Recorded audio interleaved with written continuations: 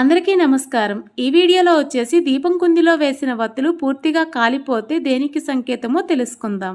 దీపం పరబ్రహ్మ స్వరూపం, ఆత్మస్వరూపం. అసలు దీపారాధన ఎందుకు చేయాలి అనే విషయానికి వస్తే, దేహం అనే ప్రమిదలో ఆయుష్ అనే నూనె పోసి ఆత్మ అనే జ్యోతిని భగవంతుడు మనకు అందించాడు.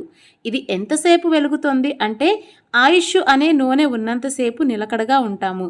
ఈ ఆయుష్ అనే నూనె తగ్గిపోగానే దేహం కొండెక్కుతుంది. ఎక్కడి నుంచి అయితే వచ్చామో అక్కడికే లోపల జీవుడు చనిపోతాడు. ప్రమిద అనే దేహం మిగిలిపోతుంది.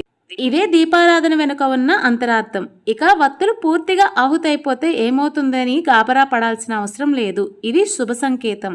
దీనివల్ల మన ఇంట్లో అంతా మంచి జరుగుతుంది, పాజిటివ్ ఎనర్జీ ఉంటుంది, ఎటువంటి చెడు జరగదు. మనం దీపాన్ని వెలిగించి దేవునికి సమర్పిస్తాం. అందులో వేసిన వత్తులు పూర్తిగా ఆహుతైతే దేవుడు మన భక్తిని సంపూర్ణంగా స్వీకరించాడని భావించాలి.